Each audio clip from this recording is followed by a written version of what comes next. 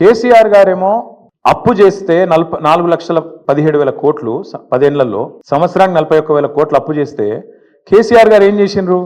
ఒక్కొక్క ఇటుక పేర్చుకుంటా రాష్ట్రానికి శాశ్వతంగా పనికొచ్చే నిర్మాణాలు చేపట్టింది.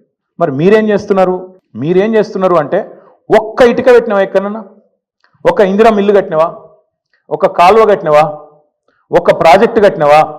హైదరాబాద్లో ఒక కొత్త బిల్డింగ్ కట్టినవా? ఏవిలో ప్రజలకు పనికొచ్చి ఒక పని చేసినావా? చేయలే. మరి నేను ఇంకొక మాట అడుగుతున్నా, ప్రజలన్నీ గమనిస్తున్నారు. రాష్ట్రమేమో దివాలా తీసిందంటావు, రాష్ట్రం దివాలా తీసిందని దివానా మాటలు మాట్లాడతావు. మరి మీ కుటుంబం ఆస్తులు ఎట్లా పెరుగుతున్నాయి? అనుముల రేవంత్ రెడ్డి గారి కుటుంబం ఆస్తులు ఎట్లా పెరుగుతున్నాయి? నువ్వు అదన్నా చెప్పు సీక్రెట్ మాకు.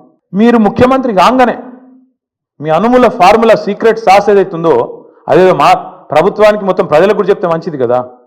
ముఖ్యమంత్రి అయిన 6 నెలల లోపలనే మీ అన్న అనుముల జగదీశ్వర్ రెడ్డి గారు 1000 కోట్ల పెట్టుబడి పెడతా అని మీతో ఒప్పందం కుదుర్చుకుంటాడు.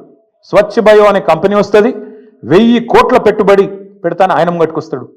మీ అల్లుడు వెంకట నరసింహారెడ్డి అనుకుంటా ఆయన పేరు, ఆయన కొన్ని వేల కోట్లతోని ఫార్మా కంపెనీ పెడతా అని చెప్పి లగచర్లకు వస్తాడు. దానికోసం నువ్వు మళ్ళీ అక్కడ మీ కొడంగల్లో రైతుల భూములు గుంజుకుంటావు. ఎక్కడికి వెళ్ళి వచ్చినాయి 1000 కోట్లు? మీ అన్నకు, మీ అల్లుడికి. మీ అల్లుడు వారి తండ్రి మీ వియ్యంకుడు మొన్ననే కదా, ఎక్కువ రోజులు కూడా కాలే, మీ వియ్యంకుడు మొత్తంగా అప్పుల్లో ఉండే కంపెనీ మొత్తం అప్పు రైట్ ఆఫ్ అయిపోయింది. మీరు అధికారంలోకి రాగానే మీ వియ్యంకుడి కంపెనీ యొక్క అప్పులన్నీ రైట్ ఆఫ్ అయిపోయినాయి కేంద్ర ప్రభుత్వం దయతోని. మీ జూబ్లీ హిల్స్ ప్యాలెస్ ఏదైతే ఉన్నది, ఇలా రేవంత్ రెడ్డి గారు ఎక్కడి నుంచి అయితే వర్క్ ఫ్రమ్ హోమ్ చేస్తున్నాడో 3 ఇంతలు పెరిగింది. పెద్దమ్మ గుడి దాకా వచ్చిందట, కొద్దిగా అయితే యువతలకు వస్తుందేమో.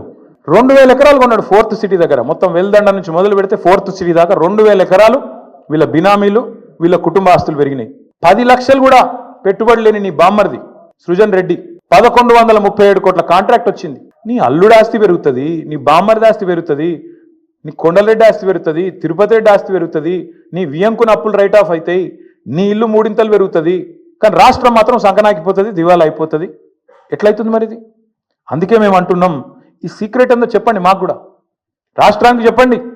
మీ అన్నదమ్ములు, మీ కుటుంబ సభ్యులు, వాళ్ళ అప్పులు, వాళ్ళ ఆస్తుల గురించి కూడా చెప్పు. ఎట్లా పెడుతున్నారు సడన్గా పెట్టుబడులు పెద్ద ఎత్తున? అవి కూడా బయట పెట్టు. తెలంగాణ ఆస్తులు తగ్గుతున్నాయి ఎట్లా, అనుముల కుటుంబం ఆస్తులు పెరుగుతున్నాయి ఎట్లా, ఖచ్చితంగా చెప్పాలి.